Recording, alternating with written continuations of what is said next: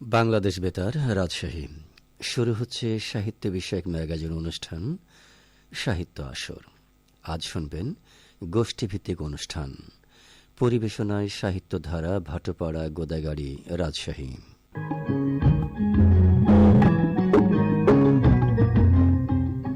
ভাগ্যের পায়ে দুর্বল প্রাণী ভিক্ষা না যেন যাচি, কিছু নাই ভয় জানি নিশ্চয়, তুমি আছো আমি আছি। উড়াবো ঊর্ধ্বে প্রেমের নিশান দুর্গম পথ মাঝে, দুর্দম বেগে দুঃসহতম কাজে। রুক্ষ দিনের দুঃখ পাইতো পাবো, চাই না শান্তি সান্ত্বনা নাহি চাব। পাড়ি দিতে নদী হাল ভাঙে যদি, ছিন্ন পালের কাছি মৃত্যুর মুখে দাঁড়ায়ে জানিব, তুমি আছো আমি আছি। এই শপথ নিয়ে পদ্মার পাড়ে গড়ে ওঠা বর্ধিষ্ণু গ্রাম ভাটপাড়ায় সূচিত সাহিত্যধারার পথচলা। এই অনুষ্ঠানে সাহিত্যধারার পক্ষ থেকে সকল শ্রোতা বন্ধুদের জানাই একরাশ প্রীতিময় শুভেচ্ছা। রাজশাহী জেলার হজরত আলীকুলি বেগ, শাহ সুলতান ও শ্রী নরোত্তম দাসের স্মৃতিধন্য গোদাগাড়ি উপজেলার এই ছায়াঘেরা পল্লী প্রান্তরে সাহিত্য সংস্কৃতি চর্চার শুভারম্ভ হয়েছিল, যাদের হাতে তাদের সন্তানেরাও এই পথেরই পথিক। প্রথমেই শুনব প্রতিষ্ঠান পরিচিতি পর্বে আমাদের প্রিয় প্রতিষ্ঠান, আমাদের প্রাণের প্রতিষ্ঠান সাহিত্যধারা সম্পর্কে কিছু কথা বলছেন সাবিহা স্নিগ্ধা। সেই দিন এই মাঠ স্তব্ধ হবে না কো জানি, এই নদী নক্ষত্রের তলে সেদিনও দেখিবে স্বপ্ন। সোনার স্বপ্নের স্বাদ পৃথিবীতে কবে আর ছড়ে। সোনার স্বপ্ন নিয়ে কয়েকজন তরুণ একত্র হয়ে নেমে যায় বিকল্প পথে, মানুষের মনের গভীরে গিয়ে সামাজিক পরিবর্তনের ব্রতে। সাল 1399, বাংলার চতুর্দশ শতকের শেষ বছর। পঞ্চদশ শতকে পদার্পণের প্রাক প্রস্তুতি শুরু হয়। খ্রিস্টীয় 1992 সালের 9 সেপ্টেম্বর, ভাদ্র মাসের 25 তারিখ। বাংলার প্রকৃতিতে তখন শরৎকাল। তখনকার বর্ষা এই সময়ের মতো কৃপণ হয়ে ওঠেনি। বর্ষা স্নাত স্নিগ্ধ প্রকৃতি, শিউলি আর কাশের শুভ্রতার গায়ে ছোঁয়া সোনালী সূর্যালোকে পৃথিবী এক মায়াময়তার দোরগোড়ায়। প্রচলিত সামাজিক ব্যবস্থায় আটপৌরে ভাবনার বেড়া ভাঙতেই সেদিনের তরুণ প্রাণ কবিতা, গল্প, গান, চিত্রকলার অধরা সৌন্দর্যকে জীবন বাস্তবতার সুতোয় বাঁধতে বদ্ধপরিকর হয়। সাধ্য ও সম্পদের সীমাবদ্ধতার মধ্যে ভাটপাড়া ফুলতলার ফুটবল মাঠে, সদ্য প্রতিষ্ঠিত বালিকা বিদ্যালয়ের বারান্দা কিংবা পদ্মাপাড়ের কৃষ্ণচূড়া গাছের তলায় খেজুর পাতার পাটিতে বসত সাপ্তাহিক সাহিত্য আড্ডা, কবিতা পাঠ, গল্প পাঠ, প্রিয় গান, জ্ঞান জিজ্ঞাসা আর নানা অভিজ্ঞতার আড্ডায় দীর্ঘদিন চলেছে চর্চা। এর মধ্যে বাঙালির ইতিহাস ঐতিহ্যের আপাতে সমৃদ্ধ হয়ে ওঠে সাহিত্যধারার সদস্যদের হৃদয়। 21-এর প্রভাত ফেরি, নববর্ষের শোভাযাত্রা, স্বাধীনতা বা বিজয় দিবসের বিশেষ র্যালি ও নানা আয়োজনে মুখর হয় সাহিত্যধারার প্রাঙ্গণ। গ্রামের বীর মুক্তিযোদ্ধা শহীদ শাহজাহানের নামে গড়ে ওঠা গ্রন্থাগারটি সমৃদ্ধ হতে থাকে সদস্য ও শুভাকাঙ্ক্ষীদের বই উপহারে। আশপাশের গ্রামগুলো থেকে আগ্রহী পাঠক সমাবেশ বৃদ্ধি পেতে থাকে এই নতুন আন্দোলনে। এক পর্যায়ে লেখালেখির চর্চা শুরু হয় সদস্যদের মাঝে। ঋতুভিত্তিক দেয়ালিকা বের করা হলো বেশ কয়েকটি। তারপর মুদ্রিত হয় সাহিত্যের ছোট পত্রিকা ধারা। প্রথম সংখ্যাতেই ছাপা হলো প্রখ্যাত কথা সাহিত্যিক হাসান আজিজুল হকের লেখা। এরপর আরও 6টি সংখ্যা। দেশের খ্যাতনামা লেখক সহ পশ্চিম বাংলার লেখকদের লেখাও ছাপা হয় এর বিভিন্ন সংখ্যায়। ছোটদের জন্য মাসিক ভাঁজপত্র ডিঙা আর নতুনদের চর্চা অব্যাহত রাখতে প্রকাশিত হয় ঋতুভিত্তিক এক ফরমার খেয়া। 2টি কাব্যগ্রন্থ প্রকাশিত হয় সাহিত্যধারার প্রচেষ্টায়। এছাড়াও রক্তদান কর্মসূচি, বৃক্ষরোপণ, দুস্থ রোগীদের সহায়তা এবং করোনাকালীন সময়ে বিশেষ ব্যবস্থা গ্রহণ সহ বিভিন্ন সেবামূলক কার্যক্রম পরিচালিত হয়ে আসছে সাহিত্যধারার উদ্যোগে। এ সকল কার্যক্রম পরিচালনার জন্য প্রতিষ্ঠানের সদস্য আব্দুল্লাহ মাহমুদের দানকৃত 4.5 শতক জমিতে গড়ে ওঠে সাহিত্যধারার কার্যালয়। উন্নত জীবনের স্বপ্ন সদস্যদের উদ্দীপ্ত করে তোলে।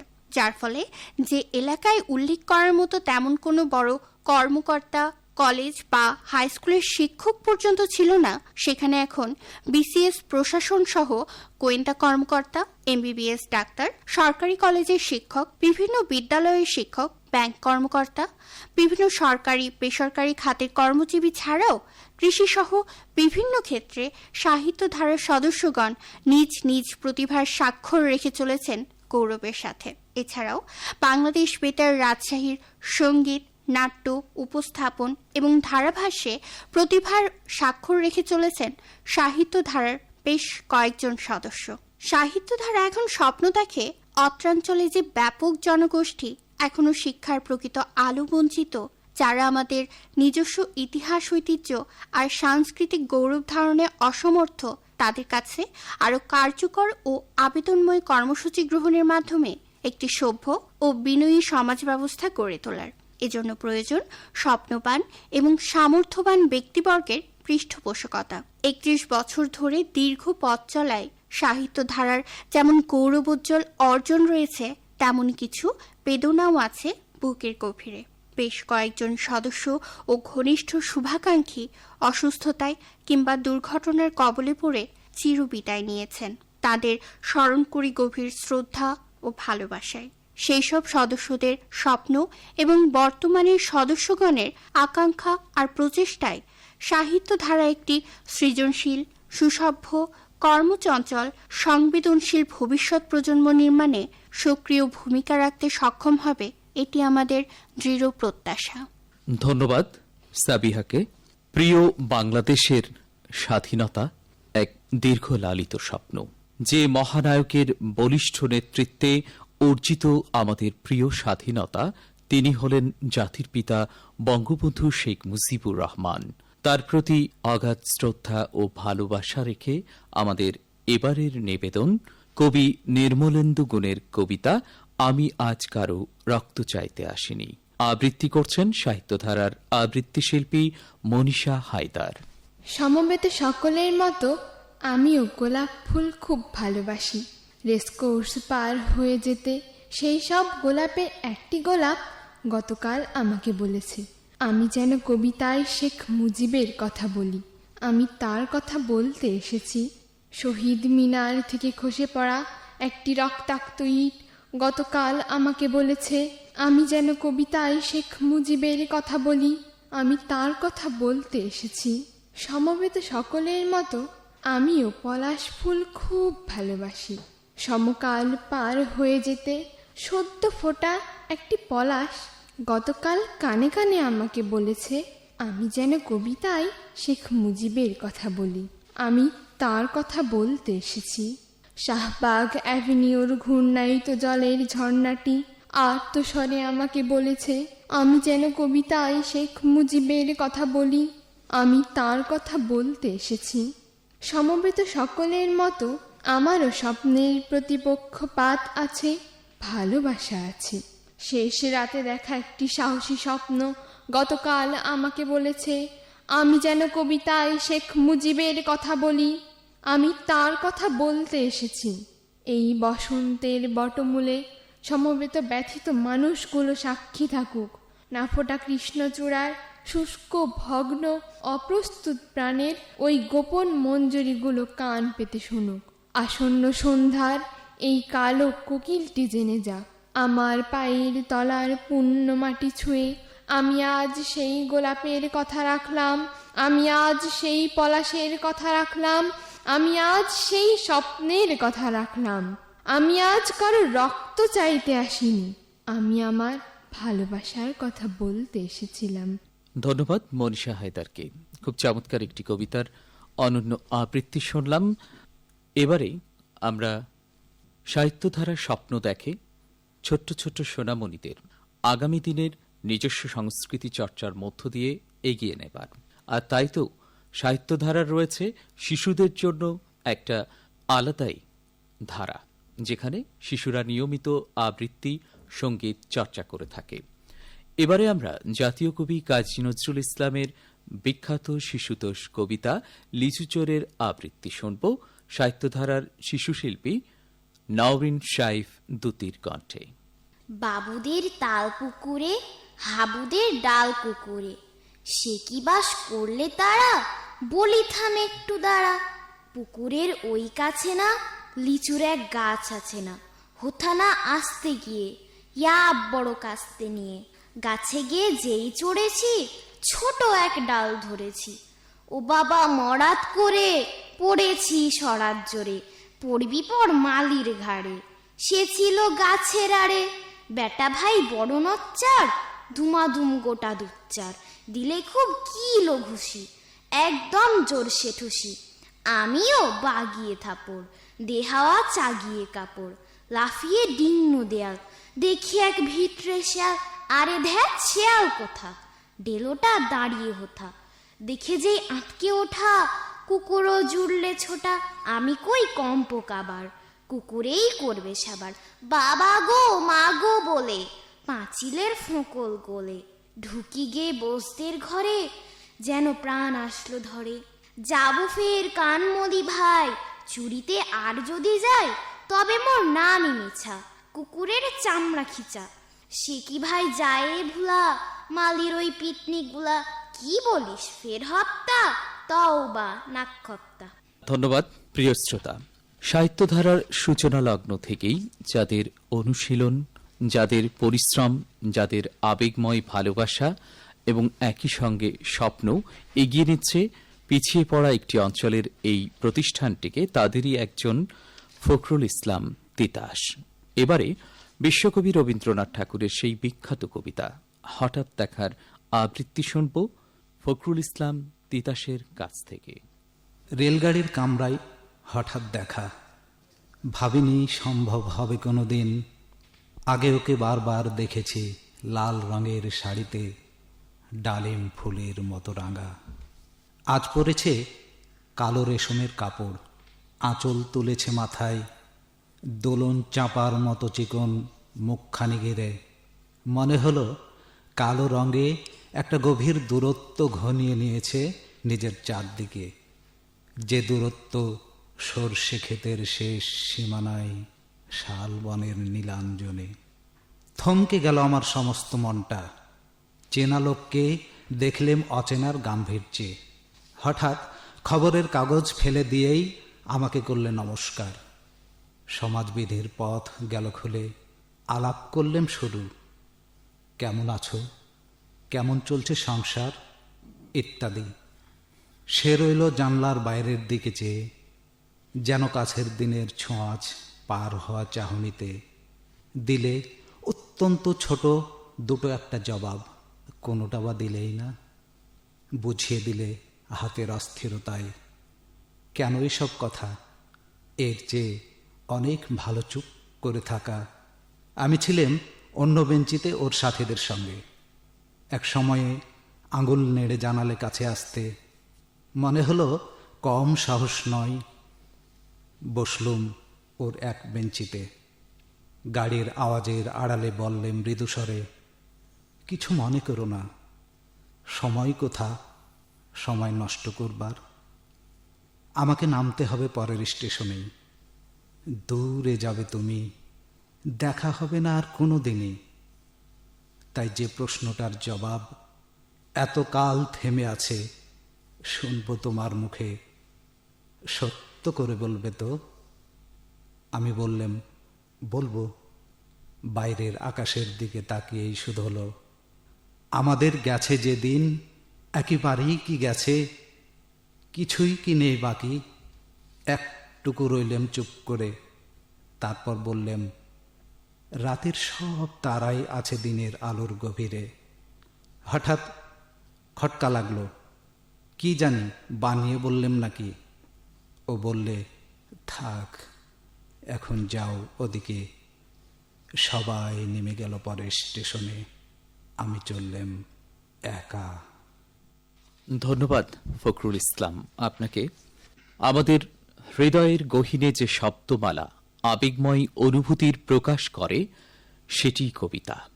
সাহিত্যধারা সবসময় চেষ্টা করে গেছে নতুন নতুন কবি সাহিত্যিকদের উৎসাহিত করতে, লেখার প্রতি দুর্নিবার যে আকর্ষণ আগ্রহ সেটি আরও খানিকটা বাড়িয়ে দিতে। এবারে তেমনই এক নতুন কবি SI বিপ্লবের নিকট থেকে শুনব স্বরচিত কবিতা ফিরে দেখার আবৃত্তি। ছড়ানো সুখ আর হাসি বাইরের আবরণকে বেশ পরিপাটি করে সাজিয়েছে। মেঝেতে পাড়া দামি কার্পেটের তলায় কি রয়েছে তা কেউ দেখে না। উপরের আবরণের আকর্ষণ সম্মোহনের চাইতে কম কি? বুঝে না বোঝা কিংবা না বুঝে কি যেন বোঝা, আজ সবই যেন ছড়ানো সুখ আর হাসির আবরণের তলে পিষ্ট হয়ে কি যেন বলতে চায় বারবার। কিন্তু চিৎকার করে বলা মনের ভেতর যত অভিসন্ধি প্রতিধ্বনি হয়ে ফিরে। স্পষ্ট করে কোনোদিন বলিনি, আজও বলছি না। জুড়ানো ঘুমের স্বপ্ন হঠাৎ করে ভেঙে গিয়ে চোখ মেলে দেখি জিতিয়ে জিতে যাওয়া আমি আজ কেন জানি হেরে যাওয়ার বিয়োগ ব্যথায় ব্যথিত। তবে কি ছড়ানো সুখের সম্মোহনে আমিও আচ্ছাদিত হয়ে গেছি? বটে, না মানলে মেনো না। সেই অধিকারটুকু হরণ করা হয়েছিল অনেক আগেই। স্বপ্ন জুড়ে দেওয়া মানুষগুলোর সব স্বপ্নই আজ পূরণের পথে। এটা ভেবে হয়তো ব্যথিত বিয়োগ ব্যথার উপশম হয়। বিস্তৃত স্মৃতি স্মৃতিময় পাতার পৃষ্ঠা কোনো এক অজানা ঝড়ে উল্টাচ্ছে বারবার। দেখে ফেরা আর ফিরে দেখা দুটোই কি এক? বিয়োগের সান্ত্বনা পাওয়া মনের দ্বারে কিসের যেন সান্ত্বনা দিতে গিয়ে বিচ্যুত হলাম আর একবার। প্রিয় শ্রোতা, প্রকৃতিতে শরৎ এসে গেছে। আমরা লক্ষ্য করছি নরম কাশফুলের যে ছোঁয়া সেটি প্রকৃতি আমাদের মাঝে ছড়িয়ে দিচ্ছে।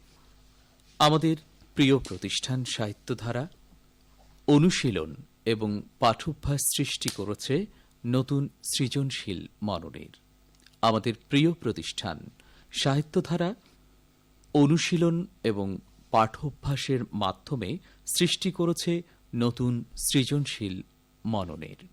এবারে আরও একজন কবির নিকট থেকে শুনব স্বরচিত কবিতার আবৃত্তি। আবৃত্তি করছেন ফায়েক বিশ্বাস। তখন হলুদ নদী, বিকেলের আলো কমে এলে পড়ে থাকা মাঠ, শেষ রোদ এসে পড়েছে উঠানের ভেতর। তখন সবুজ পাতার ফাঁক গলে সোনালি রোদ্দুর, মেঠো পথে তালের, তেঁতুলের, আমের তির্যক ছায়া। আকাশে রংধনু মেঘ যেন কমলার খোসা। তখন হলুদ নদীর চিবুকে হেলে পড়া সূর্য, নিঃসঙ্গ কাকের ঘরে ফেরার তাড়াহুড়ো।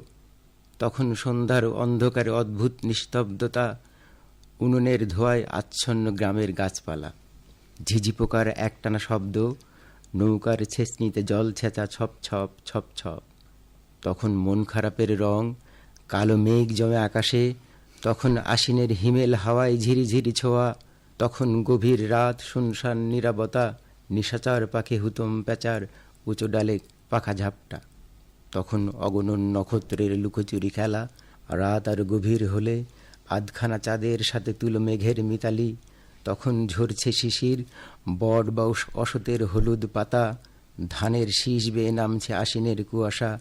তখন গঙ্গা ফড়িং, মাকড়সার ঠান্ডায় জমে ওঠা, বুনো ইঁদুর ফসলের ধুমে করছে নড়াচড়া। তখন ভোরের বাতাসে ফিঙে শালিকের দোল খাওয়া, কোকিলের গানে যুবতীর বাসনার কথামালা।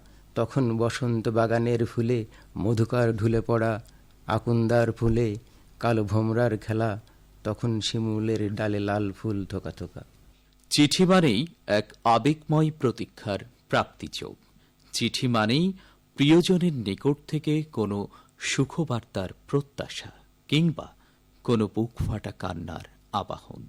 যদিও বর্তমান ডিজিটাল যুগে চিঠির সেই আবেগময় মূল্যটা হারিয়ে গেছে। চিঠি এখন বিলুপ্ত প্রায়। মাত্র কদিন আগেই আমরা উদযাপন করেছি বিশ্ব চিঠি দিবস। সেই স্মৃতি কবিতায় আমরা এখন শুনব ফেরদৌস সিরাজুম সানজিদার কণ্ঠে। প্রিয় মেঘমালা, সেদিন 151 নম্বর ক্লাসরুমটাতে নিশ্চয় তোমার শান্ত চোখজোড়া বন্ধুদের আড্ডার ফাঁকে বারবার আমায় খুঁজছিল। কিন্তু আমি তো তোমাকে চিনি। বুক ফাটবে তবু মুখ ফুটবে না।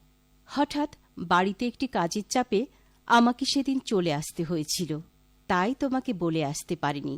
গতকাল থেকে আমার প্রচণ্ড জ্বর, টেস্ট করিয়েছি, করোনা পজিটিভ। কেন জানি না, ক্লাসে সারাক্ষণ আমার সাথে লেগে থাকা সেই মেয়েটিকে খুব দেখতে ইচ্ছে করছে। জানো মেঘমালা, আজ তোমাকে নিয়ে মিষ্টি একটা স্বপ্ন দেখলাম। তোমার পরনে আকাশ নীল শাড়ি, খুব যত্ন করে আঁকা কাজল চোখ, কোমর ছুঁয়ে যাওয়া কালো চুলে লাগিয়েছ শুভ্র সাদা বেলি। আচ্ছা, তুমি কি করে জানলে বেলি আমার ভীষণ পছন্দের ফুল? তোমার খোলা চুল থেকে পানি তখনও ঝরে পড়ছে। সে এক অপরূপ দৃশ্য, এমন সৌন্দর্যে চোখ ফেরানো দায়। আর কপালে পড়েছ শিশির বিন্দুর মতো ঝলমলে এক বিন্দু টিপ, যেন এক্ষুনি ঝরে পড়বে। 2 হাত ভর্তি মেঘ সাদা রেশমি চুড়ি ঝুনঝুন করতেই স্বপ্নটা ভেঙে গেল। চোখ মেলতেই দেখি ছোট বোন বর্ষা সুপের বাটিতে চামচ দিয়ে শব্দ করে দুষ্টু মিষ্টি হাসি নিয়ে বসে আছে। ভীষণ মন খারাপ হয়ে গেল। তোমাকে সামনে পেলে হয়তোবা কখনোই কথাগুলো বলা হতো না, আর তাই মনের ইচ্ছেগুলো জানানোর জন্য একেবারে বিলীন হয়ে যাওয়া একটি মাধ্যমের আশ্রয় নিয়েছি। যাদের সময় এটির প্রচলন ছিল শুধু তারাই জানে, ছোট্ট একটি শব্দ চিঠি কত শত প্রিয়জনের না বলা কথাগুলো পৌঁছে দিয়েছে। একটি হলুদ খাম সবার কতটা কাঙ্ক্ষিত ছিল। মেঘমালা, তুমি আমাদের গ্রামের বাড়িতে বেড়াতে আসবে? সবুজ ঘাসের ছায়া আর পাখির গুঞ্জনে ভরা গ্রামটা তোমার খুব ভালো লাগবে। শোনো চা পাগল মেয়ে, আমি কিন্তু খুব ভালো চা বানাতে পারি, তবে অন্য কারো জন্য এই ইচ্ছেটা করেনি কখনো। আমার হাতের যত্নে বানানো চাটা তুমি খেতে চাও কিনা এই প্রশ্নটা আমি তোমার কাছে পাঠালাম। ইতি, এক পশলা বৃষ্টির প্রতীক্ষায় আকাশ। আবৃত্তি চর্চার আরও একটি ধারা রয়েছে যেটি বর্তমানে ভীষণ জনপ্রিয় হয়ে উঠছে, সেটি হচ্ছে কোরাস আবৃত্তি। এবারে কাজী নজরুল ইসলামের এক অনন্য সৃষ্টি কান্ডারি হুঁশিয়ার, এই কবিতার বৃত্ত আবৃত্তি করছেন সাহিত্যধারার আবৃত্তি শিল্পীবৃন্দ। দুর্গমগিরি কান্তার মরুদুস্তর পারাবার, লঙ্ঘিতে হবে রাত্রি নিশীথে যাত্রীরা হুঁশিয়ার। দুলিতেছে তরি, ফুলিতেছে জল, ভুলিতেছে মাঝি পথ, ছিঁড়িয়াছে পাল, কে ধরিবে হাল, আছে কার হিম্মত। কে আছো জোয়ান, হও আগুয়ান, হাঁকিছে ভবিষ্যৎ। ইহাদেরও পথে নিতে হবে সাথে, দিতে হবে তরি পার। তিমিরও রাত্রি মাতৃমন্ত্রী, শান্তিরা সাবধান। যুগ যুগান্ত সঞ্চিত ব্যথা ঘষিয়াছে অভিযান। ফেনাইয়া উঠে বঞ্চিত বুকে পঞ্জিত অভিমান। ইহাদেরও পথে নিতে হবে সাথে, দিতে হবে অধিকার। অসহায় জাতি মরিছে ডুবিয়া, জানে না সন্তরণ। কান্ডারি, আজি দেখিব তোমার মাতৃ মুক্তিপণ। হিন্দু না ওরা মুসলিম, ওই জিজ্ঞাসে গঞ্জন। কান্ডারি, বল ডুবিছে মানুষ, সন্তান মোরমার। গিরি সংকট, ভীরু যাত্রীরা গুরু গর্জায় বাজ। পশ্চাৎ পথযাত্রীর মনে সন্দেহ জাগে আজ। কান্ডারি, তুমি ভুলিবে কি পথ, ত্যাজিবে কি পথবাজ। করে হানাহানি, তবু চলো টানি, নিয়াছ যে মহাভার। দুর্গম গিরি কান্তার মরুদুস্তর পারাবার, লঙ্ঘিতে হবে রাত্রি নিশীথে যাত্রীরা হুঁশিয়ার। প্রিয় শ্রোতা, এই ছিল আমাদের সাহিত্যধারার আজকের পরিবেশনা। পরবর্তীতে নিশ্চয়ই নতুন কোনো আয়োজন নিয়ে আপনাদের সাথে আবারও কথা হবে। সে পর্যন্ত সবাই ভালো থাকুন, খুব ভালো। সবার শুভ দিনের প্রত্যাশায় শেষ করছি।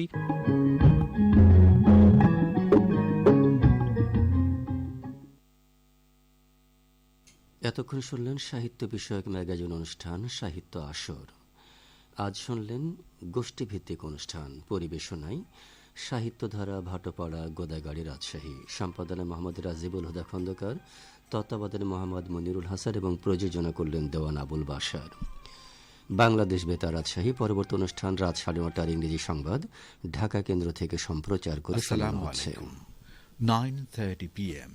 This is Bangla.